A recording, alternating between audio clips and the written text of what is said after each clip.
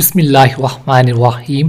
حضرت عبادہ رضی اللہ عنہ کہتے ہیں کہ ایک مرتبہ حضور اقدس صلی اللہ علیہ وآلہ وسلم نے رمضان المبارک کے قریب ارشاد فرمایا کہ رمضان کا مہینہ آ گیا ہے جو بڑی برکت والا ہے۔ حق تعالی شانہ اس میں تمہاری طرف متوجہ ہوتے ہیں اور اپنی رحمت خاص نازل فرماتے ہیں، خطاؤں کو معاف فرماتے ہیں، دعا کو قبول کرتے ہیں، تمہارے تنافس کو دیکھتے ہیں اور ملائکہ سے فخر کرتے ہیں۔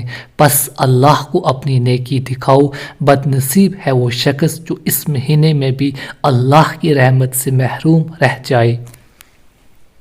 فائدہ: تنافس اس کو کہتے ہیں کہ دوسرے کے حرص میں کام کیا جائے اور مقابلے پر دوسرے سے بڑھ چڑھ کر کام کیا جائے۔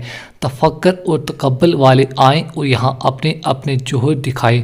فخر کی بات نہیں، تحدیث کے طور پر لکھتا ہوں، اپنی نااہلیت سے خود اگرچہ کچھ نہیں کر سکتا مگر اپنے گھرانے کی عورتوں کو دیکھ کر خوش ہوتا ہوں کہ اکثروں کو اس کا اہتمام رہتا ہے کہ دوسرے سے تلاوت میں بڑھ جائیں۔ خانقی کا کاروبار کے ساتھ 15-20 پارے روزانہ بے تکلف پورے کر لیتی ہیں۔